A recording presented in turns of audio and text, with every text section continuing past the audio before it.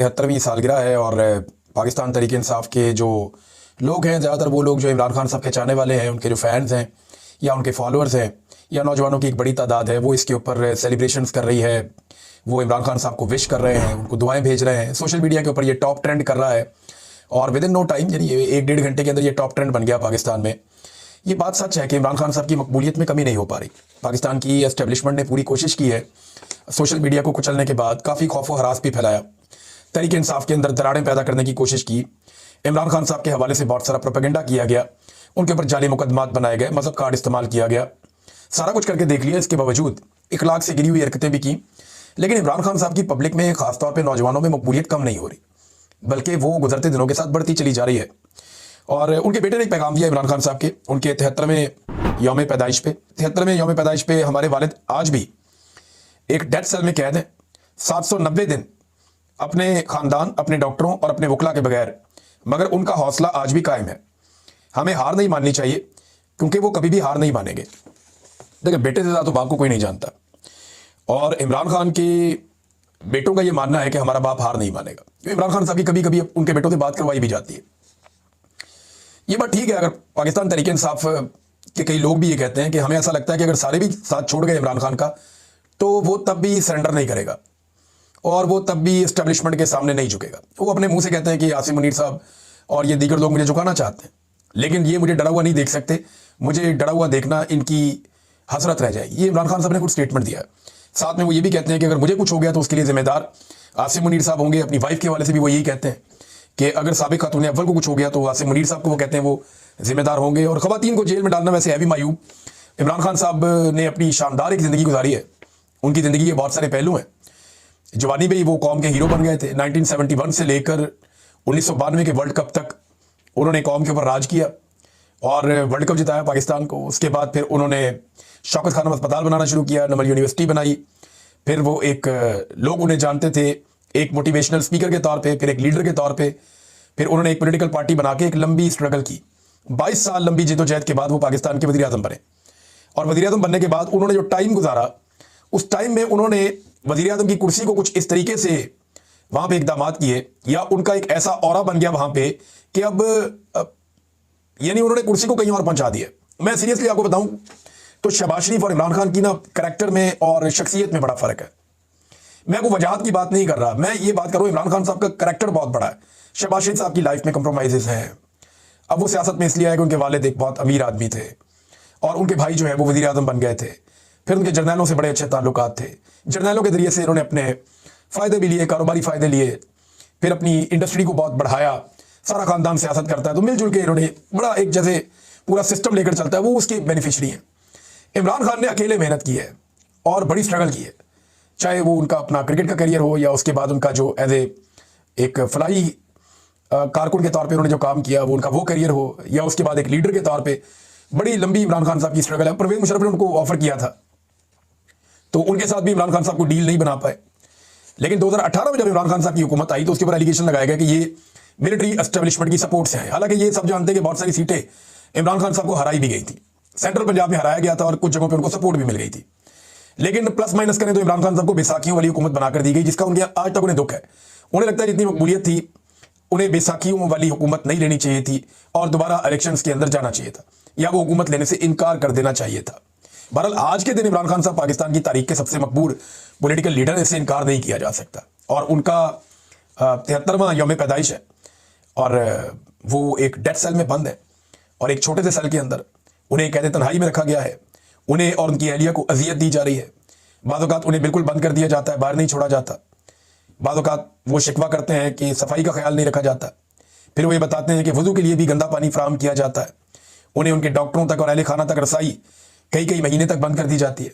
तो इन हालात का सामना करने के बावजूद इमरान खान साहब अपनी जगह से हिले तक नहीं है। नाज़रीन, एक इन्फॉर्मेशन मेरे तक पहुंची है। अच्छा, एक तो मैं आपको ये बताऊं कि पाकिस्तान और अमेरिका के बीच में जो बातचीत हो रही है, जो बाकायदा जो है वो मगरबी जरीदों के अंदर छपी है, और वहाँ ये दावा किया गया है कि पाकिस्तान में आसिम मुनीर साहब के मुशीरों ने अमेरिका को ये ऑफर कर दिया है कि वो आए और आके पसनी में एक बंदरगाह बना लें, अपना टर्मिनल कायम कर लें और वहाँ से मादनियात निकाल कर ले जाएं। देखिए, ये यहाँ पे अगर अमेरिका को एक बंदरगाह या कोई टर्मिनल या कोई अपनी इंस्टॉलेशंस लगाने का मौका मिल गया तो याद रखिएगा पाकिस्तानी यहाँ पे फड़क भी नहीं पाएंगे, ना पाकिस्तानी फोर्सेस, क्योंकि अमेरिका का ये तरीकाकार है। अमेरिका जहाँ पे भी जाता है वो अपनी एक टेरिटरी बनाता है, सुपर पावर है ना, तो उनके बड़े हसास गैजेट्स होते हैं, वो अपने कमांडोज को, अपने मरीन्स को साथ लेकर जाते हैं, वो अपनी सिक्योरिटी की एक वॉल बनाते हैं, अपना पूरा सिक्योरिटी का एक सिस्टम बनाते हैं। वो भी जानते हैं कि ये बलूचिस्तान है और यहाँ पे सिक्योरिटी के बड़े सीरियस इश्यूज है।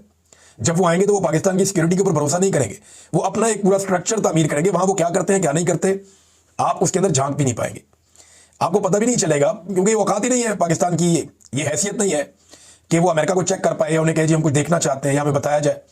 तो समंदर का रास्ता अगर आपने उनको दे दिया बहरा अरब में से, तो अपने बहरी बेड़े ला सकेंगे, ले जा सकेंगे, उनके कार्गोज आएंगे वापस जाएंगे, उनके शिप्स आएंगे वापस जाएंगे, वो क्या ला रहे हैं क्या ले जा रहे हैं आपको कोई आइडिया नहीं है। तो ये इस किस्म की एक्सेस क्या पाकिस्तान को ये वारा खाती है? अगर अमेरिकन को आपने मादनियात ही देनी है तो आप गवादर की बंदरगाह से भी दे सकते हैं, यानी चाहे वहां चाइना का कंट्रोल है, लेकिन वहां पे अमेरिका को वो इंडिपेंडेंस हासिल नहीं होगी जो उनको पसनी में मिल जाएगी, वो पूरा कंट्रोल उनको एक एरिया का मिल जाएगा। मैं आपको बताता हूं इमरान खान साहब के दायरे हुकूमत में, मैं मुल्क का नाम नहीं लूंगा क्योंकि मेरे सोर्स ने भी मुझे कहा कि आप मुल्क का नाम ना लीजिएगा, मुनासिब नहीं होगा। एक अरब मुल्क ने पाकिस्तान में रिफाइनरी लगाने का एक ऑफर किया था, और जब उनके लोग आए तो उन्होंने जो रिफाइनरी के लिए जगह पसंद की वो ईरान की सरहद के बहुत करीब थी।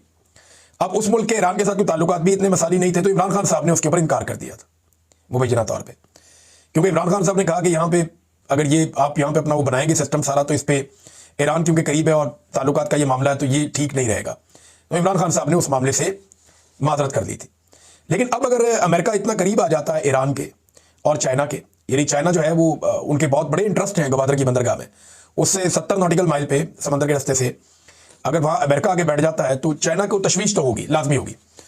और इसके बाद आगे जो है वो चाबहार है और या ईरान है, तो ये एक अड्डे के तौर पे इस्तेमाल किया जा सकता है नहीं किया जा सकता, ये एक बड़ा सवाल है कि यानी यहाँ पे अगर एक बहुत बड़ा उनको एरिया मिल जाता है अमेरिका को, तो उसको जैसे मर्जी इस्तेमाल करें, जिस तरह मर्जी उसको तैयार करें, ये तो फिर उनकी सवाबदीद है कि वो इसमें क्या करेंगे।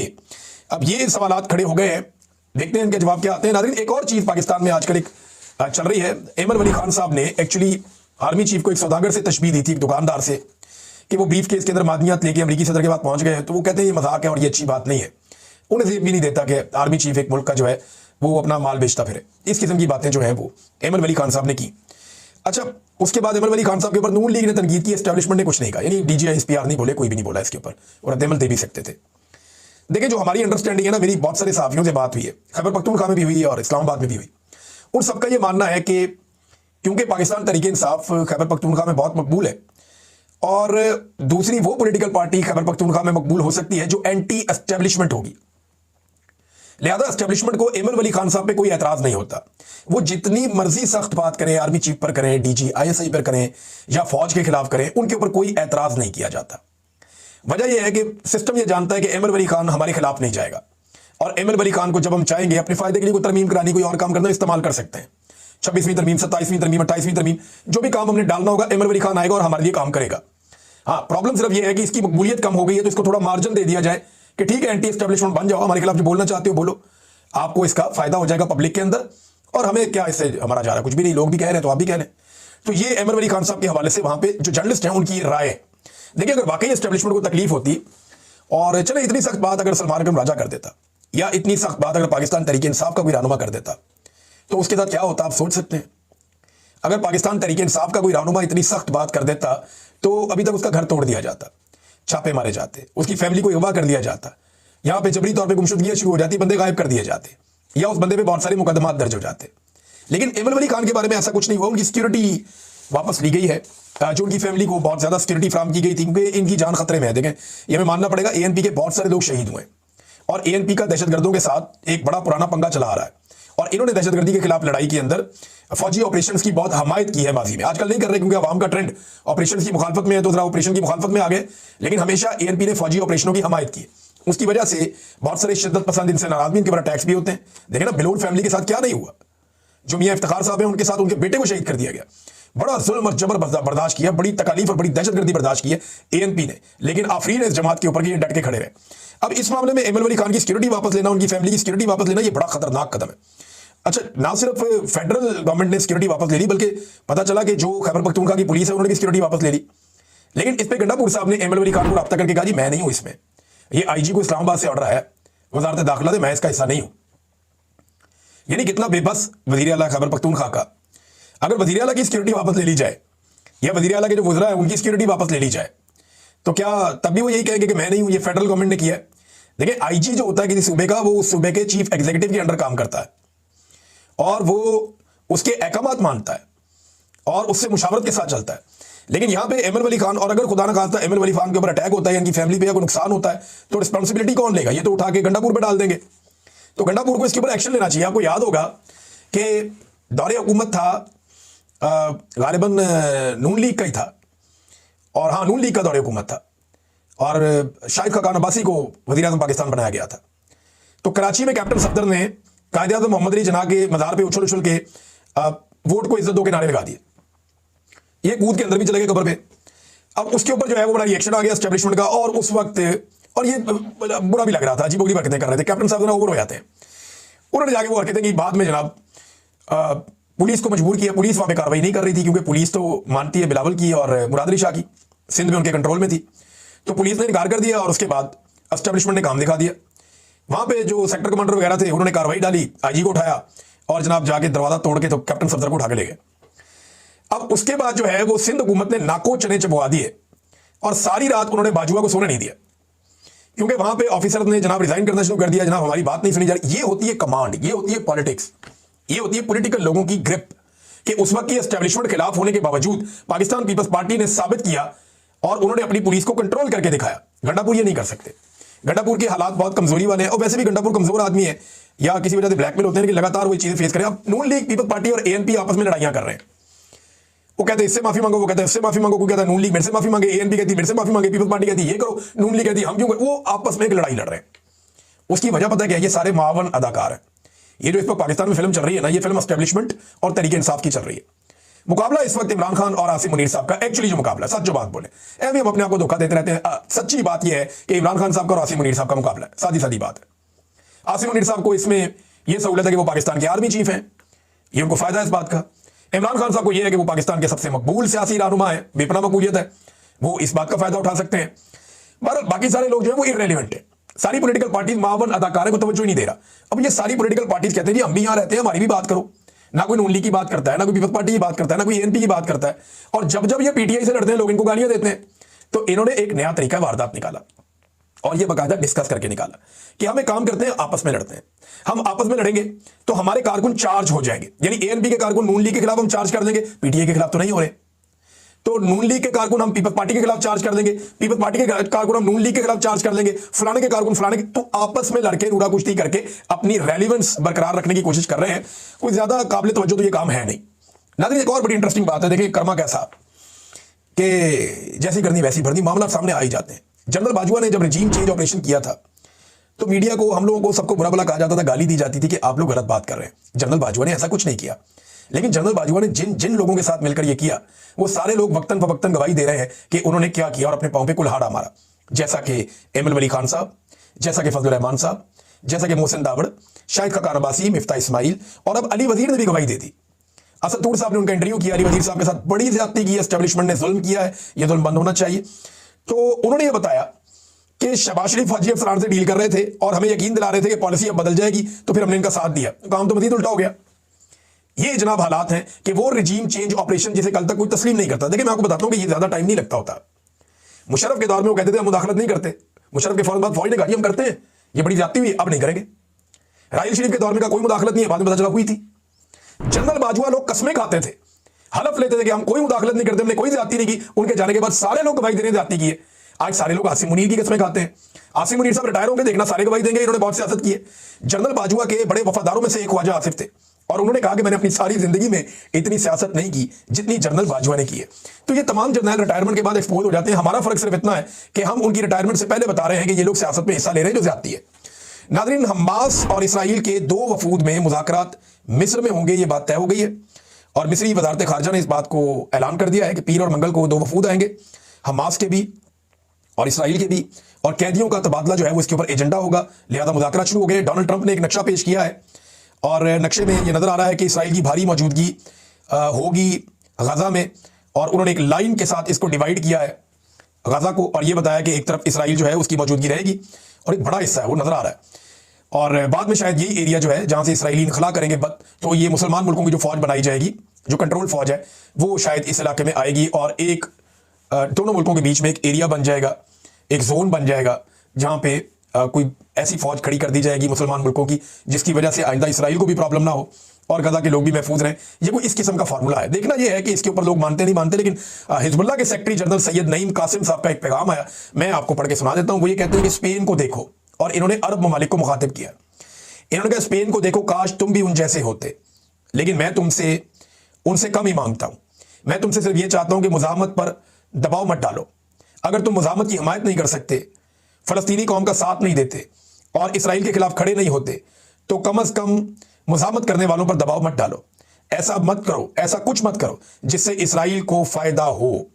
अब स्पेन की उन्होंने मिसाल दी, तो स्पेन और इटली के अंदर नाज़रीन तारीखी किस्म के जुलूस हुए। कोई 2.5 लाख लोग इटली के अंदर निकले, बहुत बड़ी तादाद में। वो 3 लाख लोग एक जगह पे स्पेन में बार्सिलोना में निकले, और मिलियंस ऑफ लोग जो है वो इन ममालिक के अंदर निकलकर सामने आए जिन्होंने गजा के हक के अंदर एहतजाज किया। ये बहुत बड़ी बात है, छोटी बात नहीं है, बहुत बड़ी बात है। और मुसलमान मुल्कों के अंदर इस लेवल का एहतजाज बदकिस्मती से अभी तक हमने नहीं देखा। अब नाज़रीन एक अजीबोगरीब बात मैं आपको गजा के हवाले से बताता हूं, इसकी तफसीलात मैं आपके सामने बाद में रखूंगा। हमें लगता है ना गजा पूरा तबाह हो गया, गजा का बेड़ा गर्क हो गया, वहां कुछ नहीं बचा। हमें यह लगता है गजा का एक हिस्सा ऐसा है, ये मैं आपको नक्शे दिखाऊंगा और बताऊंगा कि जहां पे हमले नहीं हो रहे। एक हिस्सा ऐसा है जहां पे एक मखसूस ग्रुप है जिसको सपोर्ट की जा रही है, और इस ग्रुप के बारे में अब बैनुल अक़वामी मीडिया में कुछ चीजें सामने आई हैं। ये ग्रुप कौन है, ये गजा में इनको कैसे सपोर्ट मिल रही है, इसराइल और अमेरिकन कैसे सपोर्ट कर रहे हैं, और ये बाकायदा वहां के रहने वाले लोग हैं और इनकी अपनी एक मलेशिया है। इनको वहां पे सपोर्ट देने का मकसद क्या है, कल इनसे क्या काम लिया जाएगा, इसके ऊपर बाकायदा एक रिपोर्ट मौजूद है अभी, क्योंकि वक्त कम है इस वीलॉग में। जो समूद फ्लोटिला के ऊपर जो लोग गए थे इमदादी जहाज लेकर, कश्तियां लेकर, और गजा का घेरा तोड़ने के लिए गए थे, इसराइली घेरा, उन्हें गिरफ्तार कर दिया गया था। अब उनमें से बहुत सारे लोग रिहा होकर वापस पहुंच गए यूरोपीय ममालिक में, लेकिन सेनेटर मुश्ताक हमारे अभी तक नहीं पहुंचे। उनके बारे में मुतज़ाद इतलात आ रही हैं और अनकन्फर्म्ड इतलात हैं। कुछ ये कह रही है उनके बारे में कुछ पता नहीं चला और वो अभी तक वापस आने वालों के अंदर शामिल नहीं है। हुकूमत पाकिस्तान पर तमाम पाकिस्तानी बार बार ये दबाव डाल रहे हैं, ये बात कर रहे हैं कि सेनेटर मुश्ताक के बारे में वेकअप हो और उनके बारे में पता करवाएं और उनकी बातयाबी यकीनी बनाएं। दूसरी जानिब कुछ लोग ये कह रहे हैं कि उन्होंने, और ये कंफर्म नहीं है लेकिन ये कहा जा रहा है कि उन्होंने रिफ्यूज़ कर दिया है इमीडिएट रिलीज के जो डॉक्यूमेंट उन्हें दिए गए थे इसराइल की जानिब से। वो कुछ इस तरह के डॉक्यूमेंट होते हैं कि मैंने गलत किया और मैं आइंदा नहीं करूंगा, और इस किस्म के वो डॉक्यूमेंट है। ये हमेशा ये करती हैं कागजी कार्रवाइयाँ फोर्सेस। तो कहा जा रहा है कि उन्होंने शायद उन पे दस्तखत करने से इनकार कर दिया, जिसकी वजह से वो, ये अभी मैं सोशल मीडिया पे देख रहा हूँ,